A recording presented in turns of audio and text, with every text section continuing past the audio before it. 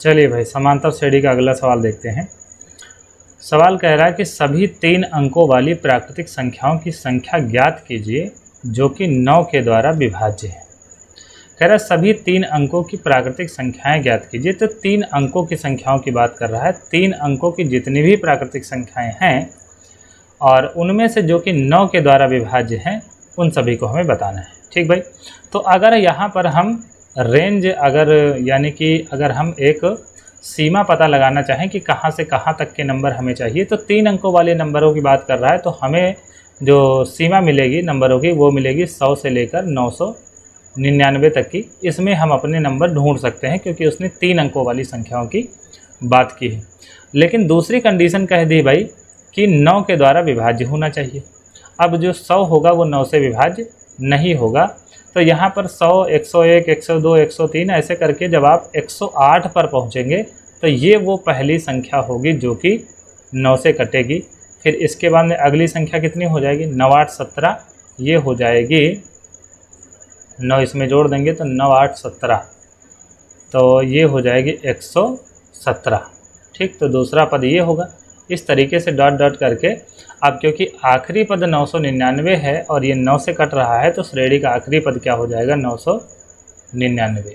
ठीक भाई, तो ये श्रेणी हमें मिलेगी और इसमें संख्याओं की संख्या ज्ञात करना है, यानी कि इस श्रेणी में पदों की संख्या बतानी है।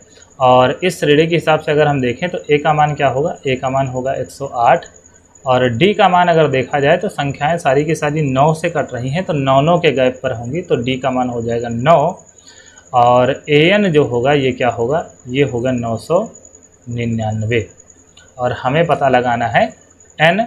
तो ए एन का फार्मूला रखेंगे, ए एन बराबर होता है a plus n minus 1 into d. A n है 999, तो ये रख दिया 999। ए का मान है 108, तो ये रख दिया 108। एन ही तो पता लगाना है और डी का मान है 9।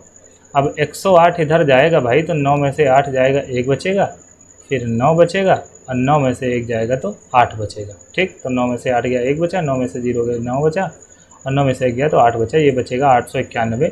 और 9 का अंदर इधर गुणा कराएंगे तो ये हो जाएगा 9n माइनस 9।